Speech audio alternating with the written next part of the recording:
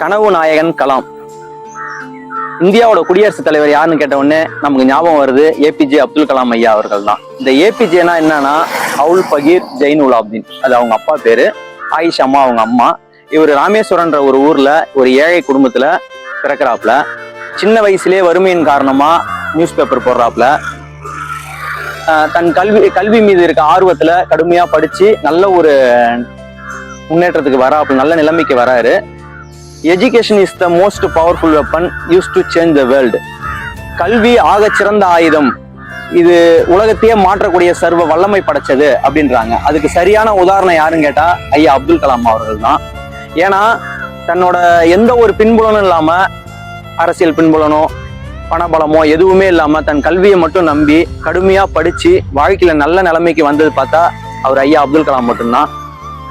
தான் கண்டுபிடிச்ச அந்த ஏவுகணைகளின் மூலமா இந்த உலக நாடுகளை அச்சுறுத்துற அளவுக்கு தன் கண்டுபிடிப்புகளை கண்டுபிடிச்சாப்புல. அந்த ஏவுகணைகள் என்னன்னு பார்த்தா அக்னி, பிரித்திவ், ஆகாஷ், நாக், இது போன்ற உலகத்தை அச்சுறுத்தும் ஏவுகணைகளை தயாரித்து வைத்து இந்தியாவுக்கு பெருமை சேர்த்து இருக்கிறாரு. இவர் இந்தியாவின் விண்வெளி துறை ஆராய்ச்சி துறையில பணியாற்றி இவரோட பங்கு முக்கியமான பங்கா இருக்கு. சக்தி வாய்ந்த அணு ஆயுதங்களை கண்டுபிடிச்சதுனால ஐயாவை இந்தியாவின் ஏவுகணை நாயகன் என்றும் அழைக்கிறாங்க. இந்தியாவின் கடைகோடி மாவட்டமான ராமேஸ்வரம் மாவட்டத்துல பிறந்து இந்தியாவின் குடியரசுத் தலைவராகி இந்தியாவின் முதல் குடிமகன் என்ற பெருமையை பெற்றிருக்காரு.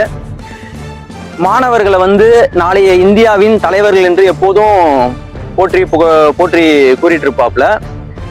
அனைவரையும் கனவு காணுங்கள், கனவு என்பது தூங்கும் பொழுது வருவதல்ல, உன்னை தூங்க விடாமல் செய்வது என்று இளைஞர்களுக்கு உத்வேகம் ஊட்டும் விதமா இந்த கனவு நாயகனாகவும் போற்றப்படுகிறாரு.